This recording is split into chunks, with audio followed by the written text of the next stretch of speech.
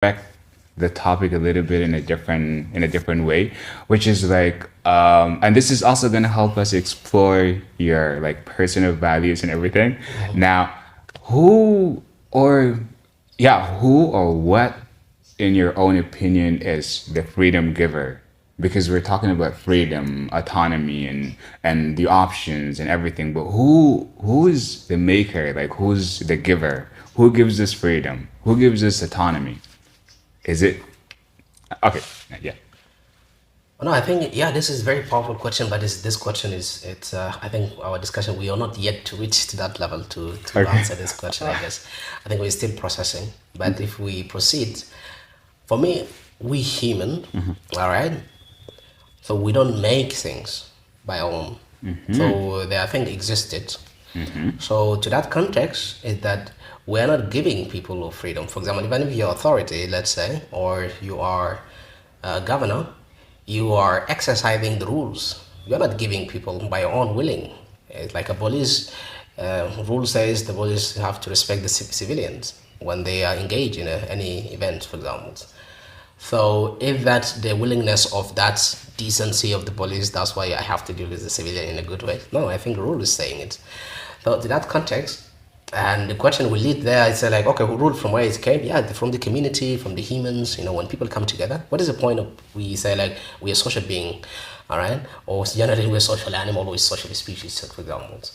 I would say like, we are there. So the idea of being together, so that's deforming the options that existed. But the point that I want to even push it harder to go, not only stick with the definitions of freedoms and autonomy, but also what is the after? What is next, for example? Okay, you get your freedom. Okay, what is the next? All right, you want to do whatever you want to do? Okay, do it. Okay, now you had a choice. So for me, I think like the way you are mastering or using the option that you have or option that be given by law, I think the way you're implementing it by the sense of we are communion, human or being, that we have to respect each other is not your choice. I disrespect all human beings. It's not a choice, I think. By definition of if you define yourself, you're a social being. If you believe that, then it's not a choice to say like I need to disrespect, for example, Dare or Roberto, for example. I think it's not a choice because we are human being. We live in a society. And if you think like this is it's a good choice, or regardless of saying good or bad, it's saying it's a choice where I need to disrespect someone. And I think what is the point of doing that? So that's why when we process to what is after will happen, okay, you disrespect someone, what will happen? So the happening that you The other person is going to disrespect yeah, you. so meaning that you are disconnecting the society, the value that we have as the human, respect each other and respect and to be respected, and that kind of context, decency, the moralities that we have, we are different than other species in general sense. So that's the idea of saying that there are value make human as in the society. There are rules, let's say, in a simple manner. So okay, so in simple terms, are you saying we don't know who or what the freedom giver is? Freedom is already there, but we as a society, we regulate it, we limit it, and we put some regulations that will make everybody operate in a way that will help us as a society live together. Generally kind of options in life, whether we can see them or not, we can see them. Options are existed in mundane level. For example, it's your option. You can fly from the 10 floors to the down. It's the option. Is you can go there and you can jump. It's totally fine. There is no air there or someone can stop you. You can do it. You can lock yourself inside the room. It's just the option is existed. The mastering process, that's what I'm talking about. So But you think that's the wrong option, though? yeah, that's the point. That's why I'm saying like when you ask that question, it's the question leading to the deciding between the good and bad, or is it a good option or not, if they need to be processed or not. I feel like not yet to come. Let's analyze the options and then we see based on analysis and then we define that this is a bad option and the human shouldn't do it, or this is a good option for human can do it. I feel like that's why the question is still we are not reached there, but we can fly to go there. In general context or the simple term is that I don't know generally, but in any other okay. Okay. That's it. Nice. Roberto, what do you think? Okay, so I'll ask you the same question, like who the freedom giver, And do you agree with Omar's perspective that freedom is already there? We humans are not the makers of freedom. We just regulate it and we let everybody enough, like, we let everybody have enough space where they can exercise their freedom without harming others. God, God created human beings. Right? God created them according to His image and likeness. Especially, I would say especially now with my word, in terms of the possibility to choose, freedom of choice, even freedom in the broad concept of the word. So yes, God gives freedom, and I will answer the not asked question, the unasked question. Uh, is it freedom?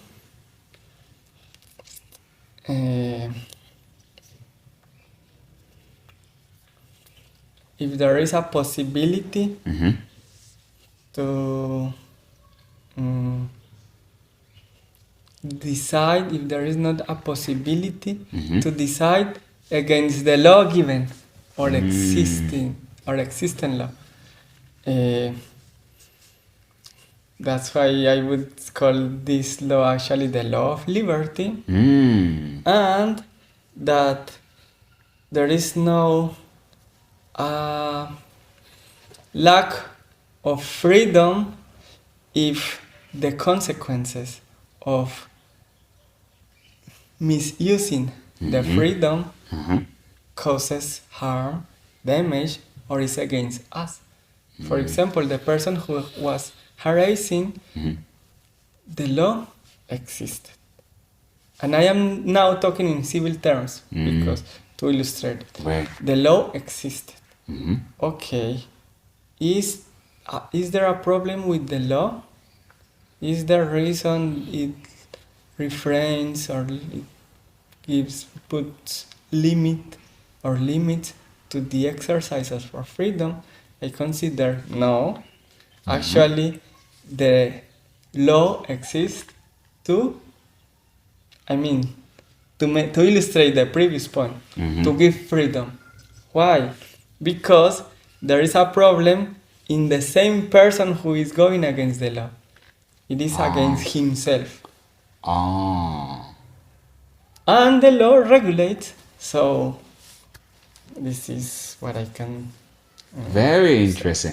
I really want to have a comment on that, but then I also have a question that, like another question. So, okay, I'm not sure if I understand the term, the law of liberty, well. Like, for example, okay, so again, I'll give an example. If I live in a place where I'm given, okay, if I live in North Korea, okay, now there is a law, and that law has some options. You can choose to do certain things that are totally legal, and you can opt to do other things that are not legal. Now, if we're following the definition of the law of liberty, probably that matches the definition. Like, okay, yeah, this is the law of liberty, and these are the options. Choose these options. Choose any of these options, so you're free. But the moment you opt to other options, then boom, you're not free. Now, is that a good or did that match the law of liberty? And is there one law of liberty that everybody should follow, or there are a lot of laws of liberty? That's why the example is not the perfect illustration of the concept, similar to the menu. But let me explain more. Sure. So, definitely, this is not the law of liberty. Not the civil law that I know in my country or any other countries we presented as example, but the giver of the law of liberty and the creator gave a law that brings liberty. I stand for that concept, and I will illustrate it again. Yes, if I follow what is given in that law, which is the best for me, I will live in plentiness or fullness, happiness, and it will help also to others around me to be allowed to exercise their autonomy and their liberty and their happiness and their joy and all those things. If I follow that law of liberty, that's actually why it is a law of liberty. But if I disobey this law of liberty, let us exclude the obvious examples that I think we agree that if I kill, this is one of the statements of that law of liberty. You shall not kill. Let's say that I kill, I am causing damage to another. So it is a simple example of why this law will or brings liberty. But let's go to other cases in general terms as well. Let's say that the consequences of going against that law of liberty we are living right now, that there is pain, there is suffering, there is death, whatever. Okay, so in my own experience, I can say that it is difficult to overcome habits. It is difficult even to overcome what I am going to call sin, but let's illustrate it as going against that law of liberty. In general terms, whatever that is, I don't know, any addiction, any vice, any things that I cannot overcome. Okay. And I think, I have experience in my 33 years of life, and I know that according to, to this, I want to do things. I want to follow one direction, but I cannot. I want, even with the multiple options, understanding which is correct, even according to the law of liberty, but according to what I want to do, that is what is correct, but I cannot, and I fail. I try, no, I cannot. Okay. What happens in my illustration? I supposedly would say, if going in the wrong direction against that law of liberty will bring, punishment, supposedly it means that the law is not liberty. Actually, with my example, what I say is that the opposite, totally. Actually, the experience shows that going against that law or liberty is which makes me a slave and with this lack of freedom. So I can think, oh, human, we want liberty. No, this law, liberty, we don't want. But we want liberty, the other option. Okay, no, this law actually is the one who brings you liberty. But no, I want other options. If the other options in my autonomy I follow, is there a problem with that? It was never a law of liberty. But I was saying, no. The giver of the law gave a perfect law, and by experience, we know that going against the law of liberty makes us slaves. Uh-huh. No, I will not say more, so you can address him or answer to my question and Okay. So this is a very interesting part of the conversation, actually, because now we're getting somewhere.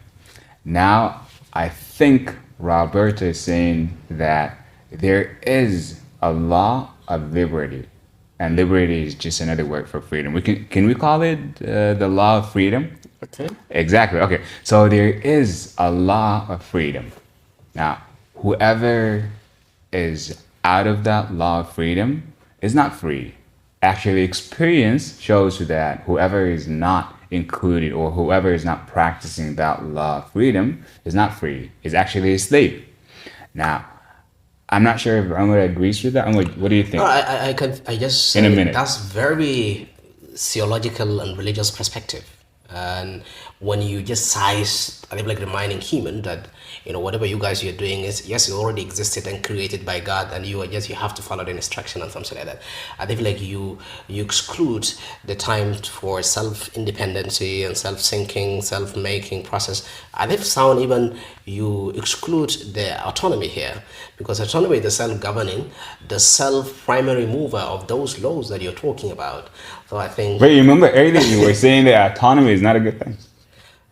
no, I'm saying regardless of we are saying good or bad. Uh-huh. But the point that the report was making, I'm saying there is the clear exclusions, not inclusion, exclusion of the autonomy existence, because you are making it clear a very, let's say, theological perspective of saying that everything is being made by God. I'm saying that that's a very general conclusion, but it's not necessarily we have to just saying that everything made by God or not necessarily made by God or not by God. For example, I just say things that are existed, regardless who made, for example.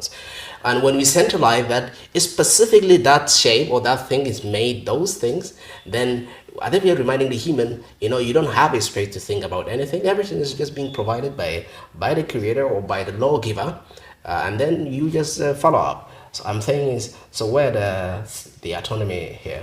Autonomy Okay. disappear. I think Yes. this will be More an debating. this will be an interesting part two, where here we have a law of freedom, and here we have freedom existing and society regulating it. Now, that's at least what Umar is saying. Umar is saying, yeah, okay, we humans are not creating things. We're not the one who creates things. Now, freedom is there. We regulate it. We just regulate it to an extent where everybody can exercise their autonomy, their freedom in a way that doesn't harm others. Now, Roberto says, okay, yeah, but then there is a law of freedom. Even like, okay, you can be a part of this law of freedom where you'll be happy, you exercise your freedom and everything, and you can live outside of it, but then experience shows that when you're out of this law of freedom, you're actually a slave. So that will be conversation two, and I think that will be even more interesting. So with that, we'll conclude this part one, and everybody stay tuned for part two.